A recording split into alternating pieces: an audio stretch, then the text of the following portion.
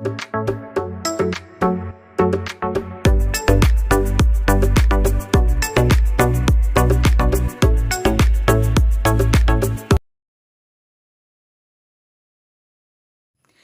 Study Nifty മലയാളത്തിന്റെ daily market ന്യൂസിലേക്ക് സ്വാഗതം. ഇന്ന് സെപ്റ്റംബർ 9 തിങ്കളാഴ്ചയാണ്. ആദ്യം ഗ്ലോബൽ മാർക്കറ്റുകളിൽ US മാർക്കറ്റിൽ നിന്ന് തന്നെ ആരംഭിക്കാം. നാസ്ഡാക്ക് ആണ് വലിയ നഷ്ടത്തിലേക്ക് പോയത്. 2.5% ഇടിഞ്ഞു. 3 മാർക്കറ്റുകളും ഇടിവിൽ തന്നെയാണ് ക്ലോസ് ചെയ്തത്. യൂറോപ്യൻ മാർക്കറ്റുകളും വലിയ നഷ്ടത്തിൽ തന്നെയാണ് വെള്ളിയാഴ്ച ക്ലോസ് ചെയ്യുന്നത്. ഇപ്പോൾ ഓപ്പൺ ചെയ്ത ഏഷ്യൻ മാർക്കറ്റുകളും അങ്ങനെ തന്നെയാണ്, കനത്ത ഇടിവിൽ തന്നെയാണ് ട്രേഡ് ചെയ്യുന്നത്. Japan market Nikkei 2.5% ഇടിവിലാണ്. ഗിഫ്റ്റ് നിഫ്റ്റിയിലേക്ക് വന്നാൽ ഇപ്പോൾ 75 മുതൽ 85 പോയിന്റ്സിന്റെ ഒരു ഗ്യാപ് ഡൗൺ ഓപ്പണിംഗിനാണ് ഇപ്പോഴത്തെ ഈ ഒരു നില വെച്ച് സാധ്യതയുള്ളത്. മറ്റ് വാർത്തകൾ നോക്കുകയാണെങ്കിൽ സ്റ്റീൽ ഇമ്പോർട്ടിൽ ഏപ്രിൽ മുതൽ ജൂലൈ വരെയുള്ള കാലയളവിൽ 26.5% വർധനവ് വന്നിരിക്കുന്നു. കൂടാതെ ഇന്ന് സോളാർ ഇൻഡസ്ട്രി ഫോക്കസിൽ ഉണ്ടായിരിക്കും. കാരണം സോളാർ പാനൽ കയറ്റുമതി ആദ്യ പാദത്തിൽ നിശ്ചലമായി ഒരു മ്യൂട്ടഡ് അവസ്ഥയിലാണ് ഉള്ളത്. വളരെ പ്രതീക്ഷ നൽകുന്ന മറ്റൊരു വാർത്തയുള്ളത് ഫോറിൻ പോർട്ട്ഫോളിയോ ഇൻവെസ്റ്റേഴ്സ് ഇന്ത്യൻ ഇക്വിറ്റികളിൽ സെപ്റ്റംബർ മാസത്തിൽ 11,000 കോടി രൂപ നിക്ഷേപിച്ചു എന്നൊരു വാർത്ത. നിഫ്റ്റി ഇന്ന് ഏത് ലെവലിലായിരിക്കും ക്ലോസ് ചെയ്യുക എന്നത് തന്നെയായിരിക്കും ഇൻവെസ്റ്റേഴ്സ് ഇന്ന് ഉറ്റുനോക്കുന്ന കാര്യം. ഏതായാലും വീഡിയോ ആരെങ്കിലും ലൈക്ക് ചെയ്യാൻ വിട്ടുപോയിട്ടുണ്ടെങ്കിൽ ദയവ് ചെയ്ത് വീഡിയോ ഒന്ന് ലൈക്ക് ചെയ്യുക. ചാനൽ സബ്സ്ക്രൈബ് ചെയ്യാൻ മറന്നുപോയവർ ദയവ് ചെയ്ത് ചാനൽ ഒന്ന് സബ്സ്ക്രൈബ് ചെയ്യുക. ഇന്ന് നമ്മൾ ആദ്യം പറയുന്നത് ഒരു നെഗറ്റീവായിട്ടുള്ള വാർത്തയാണ്. ഇന്ത്യയുടെ സോളാർ പാനൽ കയറ്റുമതി ആദ്യപാദത്തിൽ നിശ്ചലമായി എന്നൊരു വാർത്തയാണ്. നടപ്പ് സാമ്പത്തിക വർഷത്തിന്റെ ആദ്യപാദത്തിൽ ഇന്ത്യയുടെ സോളാർ പാനൽ കയറ്റുമതി സ്തംഭിച്ചു. ഏപ്രിൽ മുതൽ ജൂലൈ വരെയുള്ള കാലയളവിൽ കയറ്റുമതി വർഷം തോറും 0.8% കുറഞ്ഞ് $450 million Cambodia, Malaysia, Thailand, Vietnam എന്നിവിടങ്ങളിൽ നിന്നുള്ള ഫോട്ടോ വാൾടെക് സെൽ ഇറക്കുമതിയിൽ ആന്റി ഡംപിംഗ് പ്രോബുകൾ സോളാർ സെല്ലുകൾക്കും മോഡ്യൂളുകൾക്കും 25% മുതൽ 50% വരെ താരിഫ് വർദ്ധിപ്പിച്ചതുമാണ് ഇപ്പോഴത്തെ ഈ ഒരു മാന്ദ്യത്തിന് കാരണമായത്. ഏതായാലും സോളാർ കയറ്റുമതി ഇന്ത്യയെ സാരമായി ബാധിച്ചിട്ടുണ്ട് എന്ന് തന്നെ പറയണം. അതേസമയം സ്മാർട്ട് ഫോൺ കയറ്റുമതിയിൽ ശക്തമായ വളർച്ചയും പ്രകടമായി.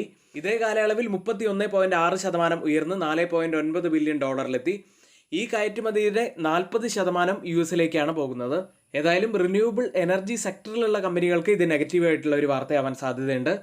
പ്രത്യേകിച്ച് Adani green energy, Tata power, Reliance industries, Borosil renewables തുടങ്ങിയ കമ്പനികൾക്ക് ഇത് നെഗറ്റീവ് ആവാനുള്ള സാധ്യതയാണുള്ളത്. ഈ പറഞ്ഞ കമ്പനികളുടെ പേരൊന്നും ഒരു റെക്കമെൻഡേഷൻ അല്ല, നിങ്ങളുടെ എഡ്യൂക്കേഷണൽ പർപ്പസിന് വേണ്ടി മാത്രമാണ് ഷെയർ ചെയ്യുന്നത്.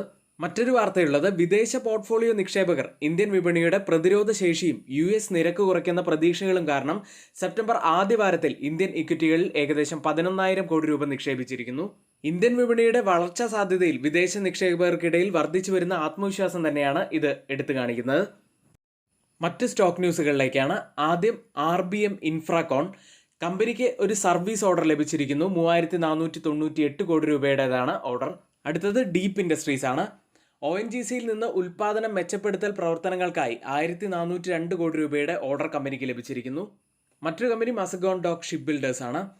കമ്പനിക്ക് മിനിസ്ട്രി ഓഫ് ഡിഫൻസിൽ നിന്ന് 1,486 കോടി രൂപയുടെ പുതിയ ഓർഡർ ലഭിച്ചു. അടുത്ത ഒരു കമ്പനി SML ഇസുസു എന്ന കമ്പനിയാണ്. കമ്പനി അതിന്റെ ബസ്സുകളുടെ വില 1% മുതൽ 1.5% വരെ വർദ്ധിപ്പിക്കാൻ തീരുമാനിച്ചു. 2024 ഒക്ടോബർ 1 മുതലാണ് ഇത് പ്രാബല്യത്തിൽ വരിക. അടുത്തതായി Wardwizard innovation and mobility limited എന്ന കമ്പനിയാണ്. കമ്പനി സൗദി അറേബ്യയിലെ ഒരു സംയുക്ത സംരംഭം രൂപീകരിക്കാൻ ഒരുങ്ങുന്നു. കമ്പനി അതിന്റെ അന്താരാഷ്ട്ര വിപുലീകരണ തന്ത്രത്തിലെ സുപ്രധാന ചുവടുവയ്പായി ഇതിനെ അടയാളപ്പെടുത്തുകയും ചെയ്യുന്നു. അടുത്തതായി അയൺ എക്സ്ചേഞ്ച് ഇന്ത്യ എന്ന കമ്പനിയാണ്. ഇറ്റാലിയൻ എഞ്ചിനീയറിംഗ് കൺസൾട്ടേഷൻ കമ്പനിയായ ടെക്നോമോണ്ട് SPAയിൽ നിന്ന് 1.7 ബില്യൺ അതായത് 170 കോടി രൂപയുടെ സുപ്രധാന ഓർഡർ കമ്പനിക്ക് ലഭിച്ചിരിക്കുന്നു. ഇന്ന് F&O സെഗ്മെന്റിൽ ബാനായ സ്റ്റോക്കുകൾ Aditya Birla fashion and retail, Balrampur ചീനി mills, Bandhan bank, Biocon, Chambal fertiliser, hint copper തുടങ്ങിയവയാണ്. ഇനി നമ്മുടെ ഏറ്റവും പ്രധാനപ്പെട്ട ലൈവ് സെഷൻ സ്റ്റാർട്ട് ചെയ്യുന്നത് രാവിലെ 11:30 കൂടിയാണ്. 3:30 വരെ ലൈവ് സെഷൻ ഉണ്ടായിരിക്കും. ഒത്തിരിയേറെ ഇൻഫർമേഷൻസ് നൽകുന്ന ഒരു സെഷൻ തന്നെയാണ്. അതുകൊണ്ട് ആ സെഷൻ മിസ്സാക്കാതിരിക്കുക. ഇനി സ്റ്റുഡൻസിന് ഒരുപക്ഷെ ഞങ്ങളുടെ ലൈവ് കാണാൻ സാധിക്കുന്നില്ല. രാവിലെ 9 മണി മുതൽ തന്നെ നമ്മുടെ എഡ്യൂക്കേഷണൽ വ്യൂസ് നിങ്ങൾക്ക് ലഭിക്കണം എന്നൊക്കെ ഉണ്ടെങ്കിൽ തൊട്ടുമുകളിൽ ഇവിടെ കൊടുത്ത വാട്സപ്പ് നമ്പറിൽ മെസ്സേജ് അയച്ച് ഞങ്ങളുടെ എഡ്യൂക്കേഷണൽ ടെലഗ്രാം ചാനലിൽ ജോയിൻ ചെയ്യാവുന്നതാണ്. കഴിഞ്ഞ ആഴ്ച മാർക്കറ്റ് വലിയ ഒരു ഇടിവിലേക്ക് പോകാൻ കാരണമായത് ഗ്ലോബൽ മാർക്കറ്റുകളുടെ, അതായത് പ്രത്യേകിച്ച് US മാർക്കറ്റുകളിൽ വന്ന ഒരു ഇടിവ് തന്നെയായിരുന്നു. കഴിഞ്ഞ ആഴ്ച ഇന്ത്യയിൽ നിന്നും പുറത്തു വന്ന പ്രധാനപ്പെട്ട ഡാറ്റ എന്ന് പറയുന്നത് സർവീസസ് PMI ഡാറ്റ ആയിരുന്നു. ഈ ആഴ്ച പുറത്തു വരാനിരിക്കുന്ന പ്രധാനപ്പെട്ട ഡാറ്റകൾ കൂടി നമുക്കൊന്ന് നോക്കാം. ഒരുപാട് IPOs ഓപ്പൺ ആകുന്ന ഒരാഴ്ച കൂടിയാണ്. അപ്പോൾ ആദ്യം നമുക്ക് സെപ്റ്റംബർ 9 തിങ്കളാഴ്ച ഓപ്പൺ ആകുന്ന IPO ശുഭശ്രീ ബയോഫ്യൂവൽസ് എനർജിയാണ്. അന്ന് തന്നെ ആദിത്യ അൾട്രാ സ്റ്റീലും, share Samadhan, Gajanand international, Bajaj housing finance, Tolins tyres, Kross IPO തുടങ്ങിയവയാണ് ഓപ്പൺ ആകുന്നത്. ഇനി ചൊവ്വാഴ്ച ഓപ്പൺ ആകുന്ന IPO SPP polymers, Trafiksol ITS technologies, PN Gadgil jewellers തുടങ്ങിയവയാണ്. UK അൺഎംപ്ലോയ്മെൻറ്റ് റേറ്റും അന്നേ ദിവസം തന്നെയാണ്. ബുധനാഴ്ച പുറത്തു വരുന്ന പ്രധാനപ്പെട്ട ഡാറ്റകൾ എന്ന് പറയുന്നത് UK monthly GDP month on month ഡാറ്റയും, UK international production month on month data, US inflation rate month on month data പുറത്തു വരും. അന്ന് ഓപ്പൺ ആവുന്ന IPOs excellent wires and packaging ആണ്. ഇന്നോമെറ്റ് അഡ്വാൻസ്ഡ് മെറ്റീരിയൽസും അന്നേ ദിവസം ഓപ്പൺ ആകും. വ്യാഴാഴ്ച ഇന്ത്യയുടെ ഇൻഡസ്ട്രിയൽ പ്രൊഡക്ഷൻ ഡാറ്റയും, ഇന്ത്യ മാനുഫാക്ചറിംഗ് പ്രൊഡക്ഷൻ ഡാറ്റയും, ഇന്ത്യയുടെ inflation rate month on month ഡാറ്റയും പുറത്തു വരും. വളരെ പ്രധാനപ്പെട്ട ഒരു ദിവസമാണ് ഇന്ത്യയെ സംബന്ധിച്ച്. അന്ന് തന്നെ യൂറോപ്യൻ സെൻട്രൽ ബാങ്കിന്റെ ഇൻട്രസ്റ്റ് റേറ്റ് ഡിസിഷൻ ഉണ്ട്. US ഇനീഷ്യൽ ജോബ്ലെസ് ക്ലെയിംസും അന്നേ ദിവസം തന്നെയാണ്. വെള്ളിയാഴ്ച September 13 India foreign exchange reserves data പുറത്തു വരും. വെള്ളിയാഴ്ചത്തെ മാർക്കറ്റ് ഹൈലൈറ്റ്സിലേക്ക്. ഫ്രണ്ട് ലൈൻ ഇൻഡെക്സുകൾ 1% മുകളിലും, നിഫ്റ്റി ബാങ്ക് 1.7%, മിഡ് ക്യാപ്പ് 1.5% വെള്ളിയാഴ്ച ഇടിഞ്ഞു. സെക്ടറുകളിൽ PSU ബാങ്ക് 4% ഇടിഞ്ഞു. ഹീറോ മോട്ടോകോപ്പ് തുടർച്ചയായ 7ാമത്തെ ദിവസവും ഉയരുകയുണ്ടായി. SBI ടോപ്പ് ലൂസേഴ്സായി നിഫ്റ്റിയിൽ മാറി, 4% ഇടിഞ്ഞത്. ഗവൺമെന്റ് ഫ്യൂവൽ പ്രൈസ് കട്ട് ചെയ്യും എന്ന വാർത്ത വന്നതോടെ HPCL, BPCL എന്നിവ 3% ഇടിഞ്ഞു. മന്ത്ലി ബിസിനസ് അപ്ഡേറ്റ് മിക്സഡ് ആയതിനെ തുടർന്ന് ഏഞ്ചൽ വൺ 4% ഇടിഞ്ഞു. വോഡാഫോൺ ഐഡിയ 12% ഇടിഞ്ഞു. സ്റ്റോക്ക് 83% ഇടിയും എന്ന് ഗോൾഡ്മാൻ സാച്ചസ് പറഞ്ഞതോടെയാണ് സ്റ്റോക്കിൽ ഇടിവുണ്ടായത്. നിഫ്റ്റിയിലേക്ക് 24,852 292 പോയിന്റ്സ് ഉയർന്നാണ് നിഫ്റ്റി ക്ലോസ് ചെയ്യുന്നത്. നിഫ്റ്റിയെ സംബന്ധിച്ച് ക്രൂഷ്യലായ സപ്പോർട്ട് എന്ന് പറയുന്നത് ഇനി 24,850 മുതൽ 24,800 വരെയുള്ള ലെവൽ തന്നെയാണ്. ഈ ലെവലിൽ തന്നെയാണ് ഇപ്പോൾ നിഫ്റ്റി ഉള്ളത്. കൂടാതെ 20 ഡേ EMAയ്ക്ക് താഴെയായിട്ടാണ് നിഫ്റ്റി ഇപ്പോൾ ട്രേഡ് ചെയ്യുന്നത്. അതായത് വെള്ളിയാഴ്ച ക്ലോസ് ചെയ്തത് ഈ ലെവലിന് താഴെയായിട്ടാണ്. അത് ഒരു ബിയറിഷ്നെസ്സിൻ്റെ സൂചന തന്നെയായിട്ട് കണക്കാക്കാം. ഇനിയൊരു ഇമീഡിയറ്റ് ഹേർഡിൽ എന്നത് 25,000 ആണ്.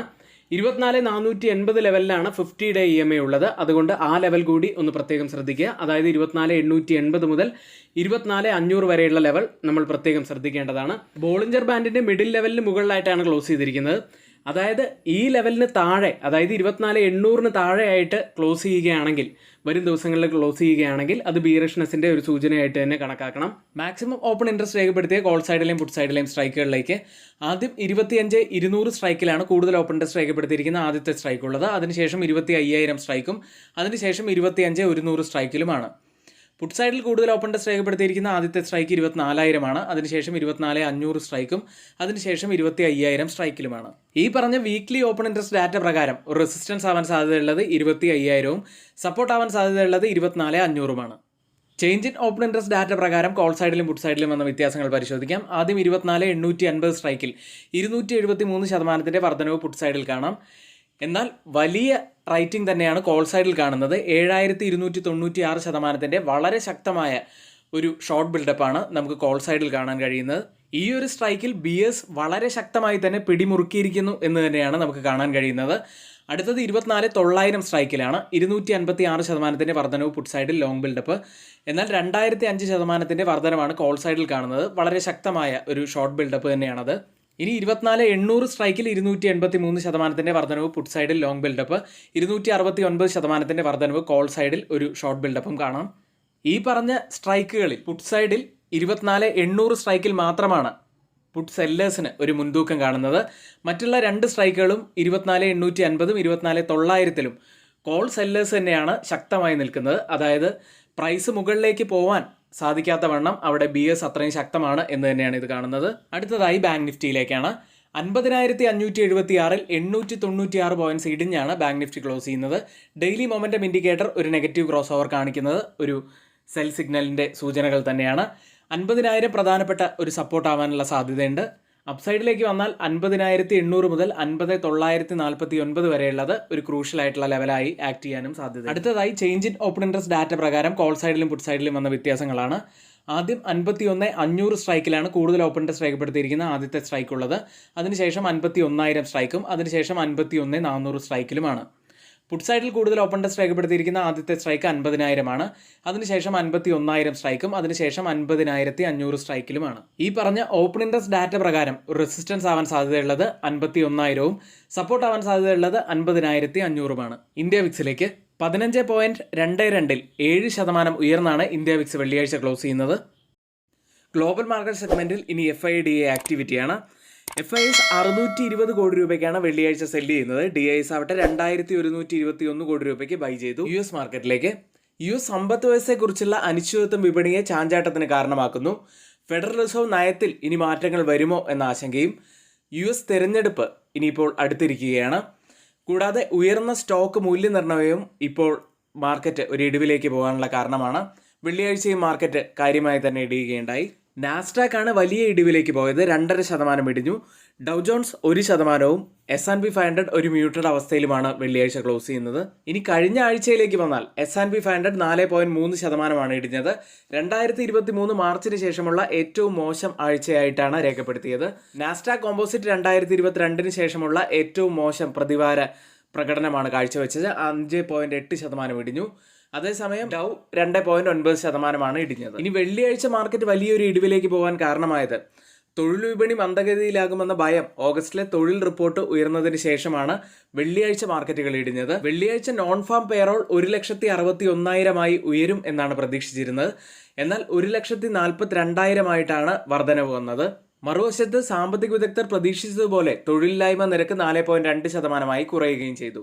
ഇനി ഇതിനോടൊപ്പം നമുക്ക് ചേർത്ത് വായിക്കാനുള്ളത്, ഇപ്പോൾ CME fed watch tool 25 basis points rate കട്ടിനുള്ള സാധ്യത കാണുന്നത് 70%. ഇതുപോലെ 50 ബേസിസ് പോയിന്റ്സ് റേറ്റ് കട്ടിനുള്ള സാധ്യത 30% തുടരുന്നു. ഇപ്പോൾ US മാർക്കറ്റുകളിൽ വാല്യുവേഷൻ കൺസേൺസ് തന്നെയാണ് പ്രധാനപ്പെട്ടതായി നിലനിൽക്കുന്നത്.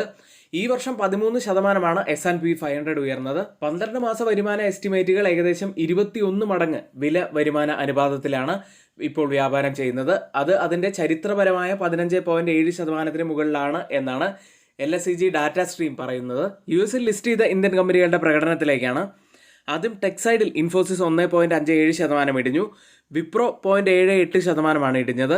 ബാങ്കിങ് സൈഡിൽ ICICI ബാങ്ക് 1.89% ഇടിഞ്ഞപ്പോൾ HDFC ബാങ്ക് 0.72% ഇടിഞ്ഞത്.